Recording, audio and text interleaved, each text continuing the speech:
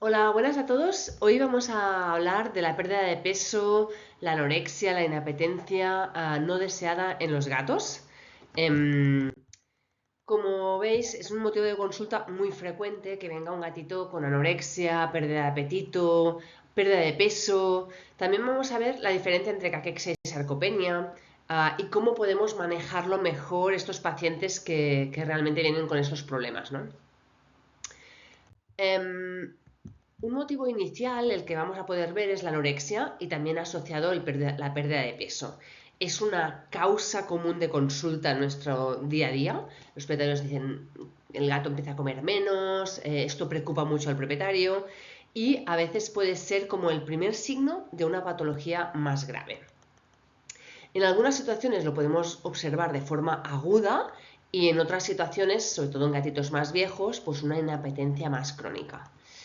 El hecho de que un gatito coma poco podría conllevar a largo plazo pues que se asocia a una pérdida de peso. Y tanto la pérdida de peso como la inapetencia, obviamente el propietario, el tutor, lo asocia con una pérdida de la calidad de vida. Entonces, tenemos que evaluar el peso, la condición corporal, los hábitos alimentarios y las calorías ingeridas de nuestros pacientes. Claro, inicialmente deberíamos definir situaciones de realmente anorexia o hiporexia. Por eso, en la historia clínica tenemos que preguntar, pues, cómo come, tiene o no un apetito caprichoso, se toma más tiempo para comer que anteriormente, tiene otros signos asociados a la anorexia o inapetencia como vómitos, diarreas, náuseas. Ahí hay que estirar el hilo para tener toda la información, no solo de si comen menos o las calorías, menos calorías de las necesarias, sino también si hay otros signos asociados. A veces no es una anorexia completa, sino que es un apetito más caprichoso y, y cuesta más de definir, ¿no? Que realmente no come lo adecuado.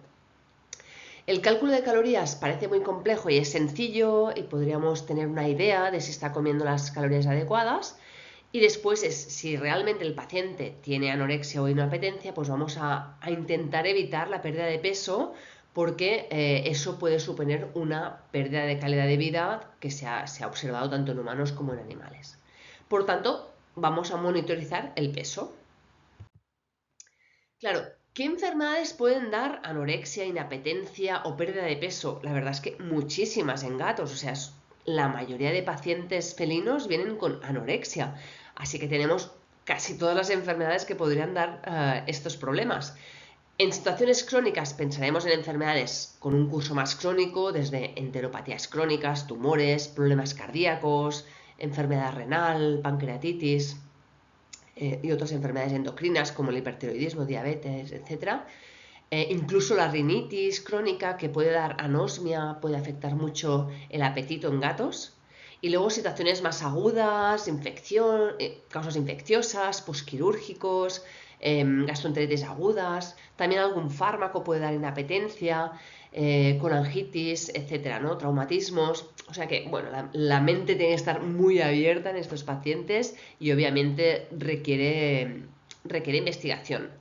También es verdad que hay factores no específicos, como muchas enfermedades en sí pueden dar pérdida de peso o anorexia, pero se pueden asociar con dolor, con una situación de estrés, con deshidratación, constipación, y todos estos factores ya no tan específicos también podrían llegar a dar anorexia.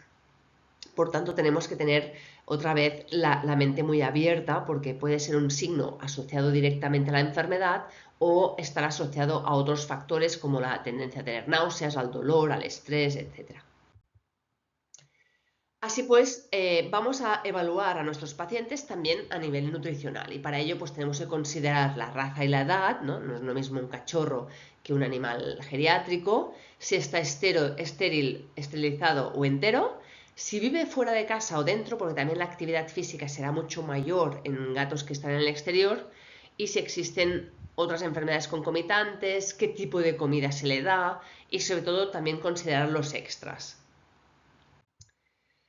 Podemos calcular de forma un poco así por encima las kilocalorías necesarias para nuestro paciente, y aquí tenéis dos fórmulas que usamos para tener el RER, el requerimiento energético en reposo. Esto serían las necesidades básicas. Y después tenemos que considerar las reales, ¿no? Es un animal adulto castrado, pues será 1,2 por el RER. Si es un gato que vive pues, en el exterior, pues tendrá un RER, un porcentaje más alto. O sea, aquí tenemos la tabla para considerar. ¿Es un adulto activo? Pues lo multiplicaremos el RER por 1,6. ¿Quiere perder peso? Pues por 0,8. O sea que depende de la situación consideraremos los requerimientos energéticos diarios en cada caso. Así pues, realizar la fórmula es muy sencillo, ya tenemos el valor de kilocalorías y en función de la comida que esté tomando el gato, podemos hacer un estudio de las kilocalorías. Si tenemos una dieta comercial, es fácil porque podemos obtenerlas con la información que da el fabricante, y si no, a veces tenemos que buscarlo por internet. Por ejemplo, 50 gramos de pavo, pues en internet te dice cuántas kilocalorías son, y así podemos hacer más o menos un cálculo. Por otro lado, monitorizar el peso es algo que debe formar parte de nuestra clínica diaria y ya es una cosa que todos tenemos en la cabeza. Nos ayuda a evaluar la pérdida de peso y pensar en enfermedades que quizá todavía no son evidentes porque pueden aparecer posteriormente a la pérdida de peso, y nos permite tener un control del paciente. Se puede monitorizar en las consultas y también lo pueden realizar en casa para tener un control más seguido. Por otro lado, también tendríamos que evaluar la condición corporal, y esto lo podemos anotar en nuestras notas, y la condición muscular. Ahora tenemos tablas de cómo evaluar la condición corporal en perros y gatos, y es bastante interesante porque te da una imagen visual y te permite poner un score, una marca de aproximadamente lo que tú crees, tu evaluación de condición corporal. Lo ideal es que estos gatos y perros estén entre 5 sobre 9. ¿Cómo nos basamos para definir esta condición corporal? Pues en el aspecto general del perro, el porcentaje de grasa y músculo que podemos evaluar palpando las costillas, si se ven o si se palpan o si ya no se palpan, puede ser que tenga una condición corporal más alta, la presencia de cintura, etc. Aquí vemos la tabla, la propia imagen lateral y dorsoventral nos ayuda muchísimo, así que en una situación ideal el gato se le pueden palpar las costillas, pero no se ven y se le nota todavía una cinturita. Así sería la condición corporal ideal, pero podemos anotar la que tenga cada paciente. Y luego vamos a evaluar la condición muscular, que podemos evaluarla como normal, como una pérdida muscular leve, moderada o grave. Y esto nos vamos a basar en controlar la masa muscular que existe en la zona escapular, la zona espinal, en el cráneo, las piernas y la cresta ilíaca. Y vamos a evaluar esta pérdida de masa muscular y clasificarla en leve, moderada o grave. También tenemos una tabla y la imagen del propio gato con esta pérdida de masa muscular, como comentábamos en estas áreas, nos puede definir si es sugerir que es leve, moderada o grave, y sobre todo si podemos hundir el dedo entre las apófisis espinosas de espinales, pues vamos a clasificarlo en una pérdida muscular ya moderada, o ya si vemos que hay mucha pérdida muscular, pues sería grave. Y esto nos va a ayudar pues, a tener una idea de cómo está nuestro paciente. Claro, puede ser que haya existido una pérdida de masa muscular por una caquexia o por una sarcopenia, y es diferente. La caquexia es una pérdida de masa muscular y también grasa de forma patológica. Ha pasado algo, es secundaria a una enfermedad. Y debido a esta enfermedad, a esta inflamación, se genera esta pérdida de masa muscular y grasa que le añade peor pronóstico a la situación de la enfermedad. La sarcopenia, en cambio, es una pérdida de masa muscular fisiológica. Pasa con los humanos, pasa con los animales y es debido a la edad, a la inactividad física, pero no existe una enfermedad subyacente, o sea que es un proceso fisiológico normal. A menudo podemos encontrar pacientes que tienen caquexia y sarcopenia, porque si estamos lidiando con un gatito de edad avanzada, pues puede ser que esté sufriendo ya una sarcopenia fisiológica y a más padezca de caquexia por alguna enfermedad crónica. Tenemos varias guidelines y artículos que nos ayudan a manejar, sobre todo los pacientes seniors que ya padecen sarcopenia. Es un estudio muy interesante de la revista Journal Feline Medicine and Surgery que nos da muchos tips de cómo manejar, cómo tratar los pacientes geriátricos. Y por otro lado tenemos un artículo que nos ayuda a evaluar, a mejorar la nutrición de estos pacientes que tienen cáncer, caquexia, o una caquexia extrema que se llama frailty en inglés, o sarcopenia. Son dos artículos realmente que os recomiendo, son muy interesantes.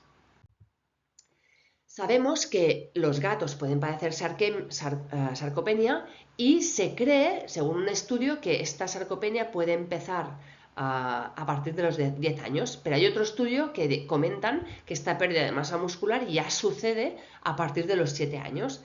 Es una situación que vemos entonces que puede empezar a partir de los 7 años y nosotros podemos intentar reducir el porcentaje lineal que va a suceder de pérdida muscular.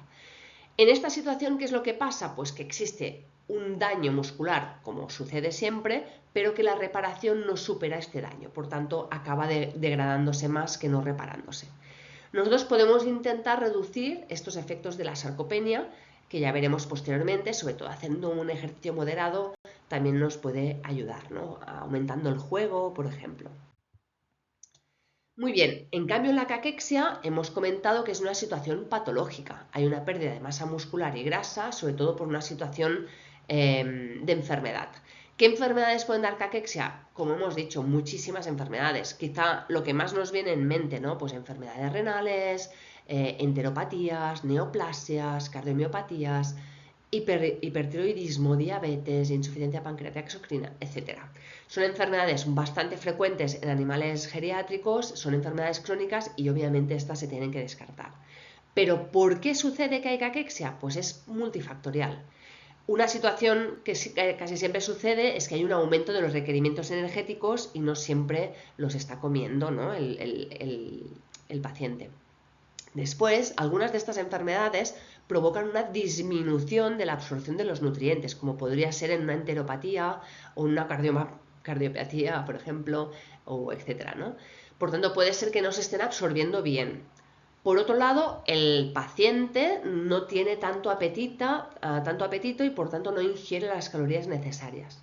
Y muy frecuentemente muchas de estas enfermedades cursan con una situación inflamatoria y una tormenta de citoquinas. Esta situación inflamatoria provoca una inflamación, una degradación mayor del músculo, provoca inapetencia, provoca fiebre, provoca una situación que hay un desgaste y se promueve la caquexia. Y luego hay enfermedades que también promueven el estado catabólico y la destrucción de grasa, como podría ser el hipertiroidismo. Por tanto, la caquexia en estas enfermedades crónicas es multifactorial. Se sabe que una baja condición corporal se asocia a menor supervivencia en diferentes enfermedades, como por ejemplo tumores, fallo renal crónico, cardiomiopatías. Son gatos que están en un estado inflamatorio, catabólico y tienen un altísimo riesgo de malnutrición. Y se ha visto que si tienen un ligero sobrepeso, estos gatos van a tolerar mejor estas enfermedades tan desgastantes. Por tanto, a veces es bueno que exista un ligero sobrepeso en pacientes con enfermedades cardíacas, con enfermedades renales, con tumores. Les ayuda a mantener una mejor condición corporal. De hecho, se habla mucho de la caquexia cardíaca o la caquexia relacionada con el cáncer, porque son enfermedades, sobre todo el cáncer, las cardiomiopatías, muy asociadas con caquexia, como ahora veremos. Entonces, sabemos que un gato caquéctico va a tener consecuencias negativas. La caquexia puede disminuir la capacidad de cicatrización, porque sabemos que el músculo es un órgano muy activo, que está muy relacionado con el sistema inmunitario, por tanto pueden tener una función inmunitaria disminuida. Además, estas situaciones inflamatorias con las citoquinas tan elevadas, esta situación inflamatoria reduce el tiempo de supervivencia de los glóbulos rojos, por tanto, muy a menudo en gatos tenemos lo que se llama anemia de origen inflamatorio, que puede realmente ser grave. Son gatos que tienen menos fuerza, tienen menos calidad del pelo, la calidad de vida empeora muchísimo, ya no tienen tanta capacidad de moverse, de subir a los sitios y afecta la supervivencia. Entonces, cuando tenemos un gato con pérdida de peso o anorexia, vamos a tener que hacer un protocolo de investigación muy exhaustivo para saber si hay un origen, cuál es el origen de esta inapetencia y caquexia. Por tanto, hay que hacer un protocolo completo, como hemos visto, puede incluir muchísimas enfermedades y por tanto hay que hacer pruebas de analíticas generales, analíticas hormonales, pruebas de imagen, ecografías, radiografías, para llegar a saber qué pasa. Este es nuestro objetivo, buscar por qué nuestro paciente gato tiene anorexia, pérdida de peso, o quizá ya observamos que tiene caquexia. Tenemos que buscar el porqué. Por otro lado, vamos a intentar reducir esta pérdida de peso y revertir esta anorexia. ¿Cómo? Reduciendo los vómitos de náuseas que pueden estar presentes en muchos tipos de enfermedades. Vamos a intentar aumentar el apetito y vamos a intentar reducir la pérdida de peso y masa muscular. Como vemos, hay estudios que muestran, por ejemplo, que muchos gatos con enteropatía solo presentan vómitos de tanto en tanto, 2 veces al mes, o diarreas puntuales, o incluso la única sintomatología que presentan es la pérdida de peso. Por tanto, hay pacientes con enteropatías crónicas que solo se manifiesta con pérdida de peso. Por tanto, lo tenemos que tener en mente que una pérdida de medio kilo en los últimos 6 meses podría sugerir la presencia de una enteropatía. Y esto tendremos que investigar, ¿no? Hacer el protocolo que haga falta, todo el estudio previo, hasta llegar a una endoscopia más o menos biopsia. Por otro lado, pues el hecho de tomar corticoides, muchas enfermedades felinas las tratamos con corticoides, inducen un estado catabólico, pueden potenciar la caquexia y tenemos que prevenirlo, ¿no? Podemos estar ante un gato que le estamos provocando un hiperadrenocorticismo iatrogénico debido a una terapia a largo plazo con corticoides, o bien podemos estar ante un gato con un hiperadrenocorticismo espontáneo y son gatos que suelen tener pues caquexia. Entonces también lo tenemos que tener en mente. Y situaciones de caquexia, sobre todo súbitas, pueden llegar a dar el síndrome de fragilidad cutánea, es una de las causas. Por tanto, una caquexia aguda, pues por alguna patología, puede llegar a inducir esta patología. En estas situaciones, si es una caquexia aguda, tiene un mejor pronóstico, pero ya sabemos que la fragilidad cutánea es una situación muy compleja y que se tiene que manejar con mucho cuidado. Podéis ver información sobre esto en el Instagram de VetRound. Por tanto, aparte de intentar investigar la patología que está provocando la caquexia y la anorexia, vamos a iniciar un tratamiento, si es necesario, para reducir los vómitos y las náuseas y que no progrese esta pérdida de peso y anorexia.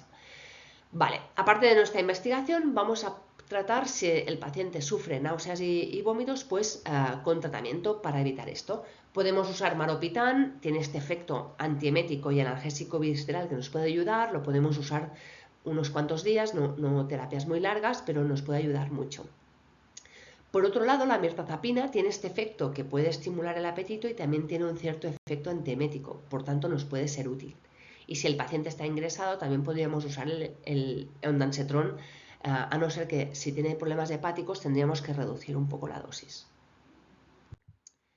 Por otro lado, vamos a intentar aumentar el apetito independientemente de nuestra investigación de qué le está pasando a nuestro paciente. Esto va a fidelizar los tratamientos, el tutor se anima de que está yendo bien, va a reducir la pérdida de peso y es muy interesante. ¿Qué tenemos como opciones para aumentar el apetito de nuestros pacientes? En primer lugar, realizaremos un manejo nutricional, dar comida que puede ser más apetente, calentarla, diferentes texturas, con líquido.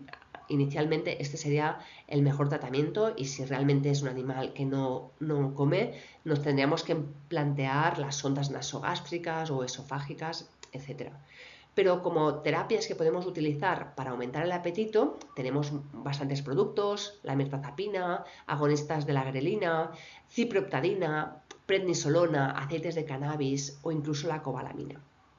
Aquí vamos a ver una tabla de diferentes fármacos que pueden ayudar a aumentar la peristalsis y aumentar el apetito. Por ejemplo, la ciprooptadina no la usamos mucho, pero si tenemos un paciente con lipidosis hepática, vamos a descartar este fármaco.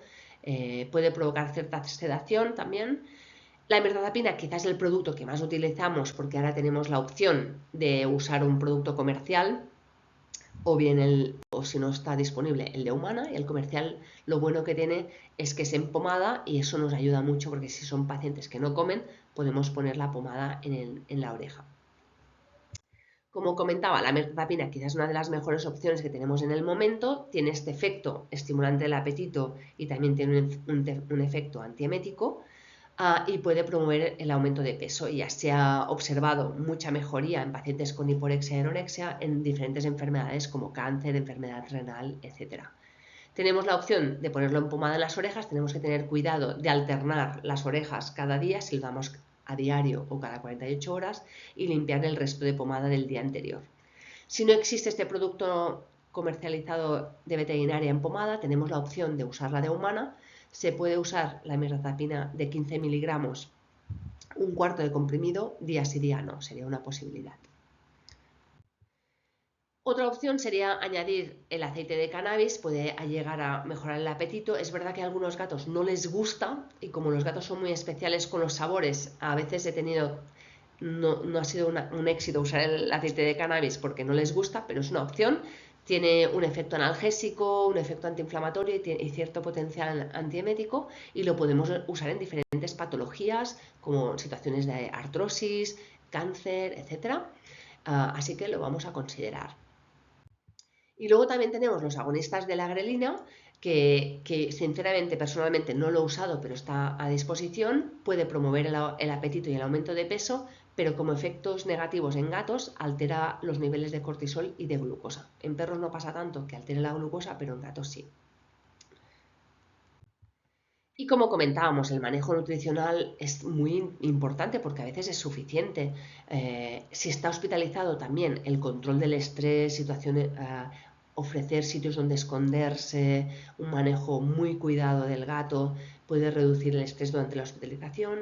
Y en casa, pues también ofrecer diferentes tipos de comida, calentarlas, hacer un poco de cálculo para asegurar que ingiere las calorías adecuadas.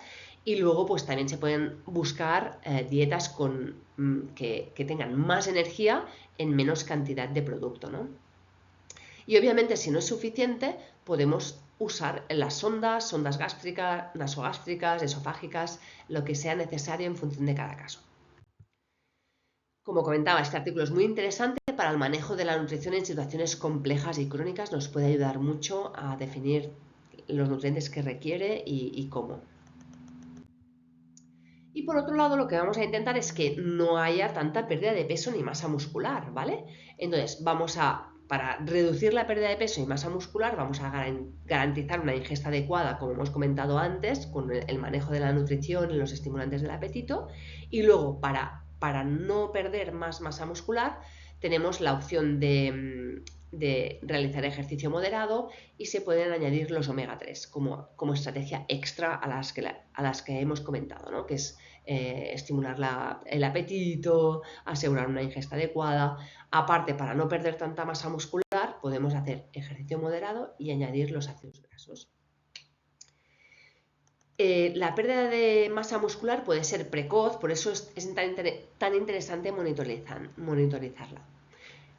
Puede ser que haya gatos que pierdan un 9% de su peso corporal 12 meses antes del diagnóstico de la enfermedad, por ejemplo, la enfermedad renal crónica. En caso del hipertiroidismo, incluso puede llegar a que la pérdida de peso y de masa muscular empiece 2 años antes. Por tanto, la monitorización nos puede ayudar mucho a pensar que quizá es un gato que tengamos que empezar a investigar si se está iniciando alguna enfermedad crónica, ¿vale? En fallo cardíaco congestivo, los gatos ya empiezan a perder peso de 6 a 12 meses antes. O sea que ojo con estas pistas que nos están dando información de que puede ser que haya algún problema. Por ejemplo, el hipertiroidismo está bastante asociado con la pérdida de masa muscular. Es una enfermedad catabólica y una demanda energética más elevada, pero además hay destrucción de proteínas, destrucción de grasa y por tanto tiene unos requerimientos más elevados. Vemos que la pérdida de peso es previa al diagnóstico, por tanto, ojo, que esto nos puede ya dar pistas de que está pasando algo. Y la recuperación del peso después de iniciar el tratamiento no suele ser total, ¿vale? Puede ser que independientemente del tratamiento sigan presentando una pérdida de masa muscular. También es verdad que son animales geriátricos y, como comentábamos, puede pasar que exista caquexia y sarcopenia a la vez. Con cardiomiopatías también es muy frecuente que veamos una pérdida de peso antes de que se inicie un fallo cardíaco congestivo. El problema es que los gatos son muy silenciosos para mostrar sus patologías cardíacas y la inmensa mayoría de las veces diagnosticamos un problema cardíaco cuando ya vienen con tromboembolismos o con efusiones pleurales, etc. Por tanto, quizá la pérdida de peso nos puede alarmar que exista alguna otra enfermedad. Si descartamos hipertiroidismo, descartamos renal, podríamos investigar con marcadores cardíacos como el ProBNP o con ecocardiografía si existe una patología cardíaca, ¿vale? ¿Y qué nos pasa? Que si existe un fallo cardíaco congestivo con acúmulo de líquido, a veces el peso no se ha alterado, pero sí la condición muscular. Hay una asociación muy directa entre caquexia y presencia de efusión pleural y una asociación muy directa entre la presencia de caquexia y la supervivencia. Por tanto, esto también nos interesa en pacientes felinos cardiópatas. Sabemos que las cardiomiopatías se clasifican en A, razas predispuestas, por ejemplo, el Sphinx es una raza predispuesta a la cardiomiopatia hipertrófica, será estadio A independientemente de que tenga la enfermedad cardíaca o no.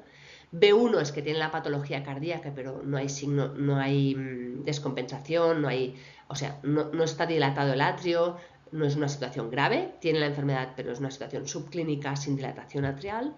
B2 ya empieza a existir una dilatación atrial y dependiendo de la enfermedad, si es una hipertrófica, un engrosamiento muy severo del músculo, pero no hay clínica. Aquí sí que se puede tratar con antiagregantes plaquetarios si el atrio está grande. C, cuando ya ha sucedido un tromboembolismo o una congestión, y D, refractario. Eso es interesante porque la inmensa mayoría de los gatos los acabamos diagnosticando en estadios C y D.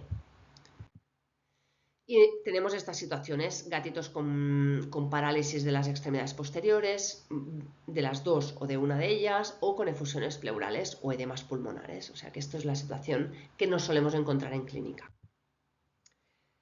Entonces, si tenemos una enfermedad cardíaca y hay pérdida de peso, pues esto es como muy frecuente que lo encontremos porque hay un estado inflamatorio muy grave, porque no hay una buena irrigación vascular, no hay una buena perfusión de la masa muscular del paciente porque el corazón no funciona bien. Esto genera una destrucción muscular muy importante y una situación inflamatoria.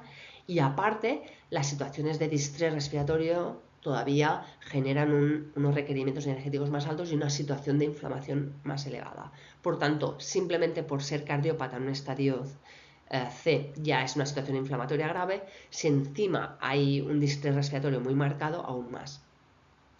Por eso es súper importante diagnosticar de forma precoz las enfermedades cardíacas y esto hace que tengamos una suspicacia mayor, auscultar de forma muy precisa al gato, sobre todo en la zona external, que muchos de los soplos se auscultan aquí, evaluar el peso, que nos puede alarmar de que está pasando algo, y en caso de duda se pueden hacer marcadores para ver si hay distensión cardíaca, eso es una posibilidad, y no requiere de tener equipamiento. La otra posibilidad obviamente es hacer una ecocardiografía. Cuando tenemos un gato cardíaco, para evitar la caquexia o reducirla al máximo, vamos a asegurar que tome una cantidad de calorías adecuada, vamos a promover la estimulación del apetito en caso de que esté disminuido y vamos a añadir ácidos grasos omega para reducir la inflamación, ¿vale? Sabemos que los ácidos grasos pueden ser útiles porque reducen la tormenta de citoquinas.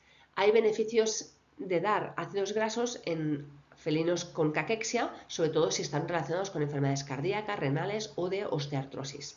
Es verdad, otra vez, como comentábamos, que no es fácil dar productos extra a los gatos. Si ya es difícil dar una triple terapia o doble terapia para una cardiomiopatía, si añadimos otros productos como el omega 3, a veces los gatos lo rechazan.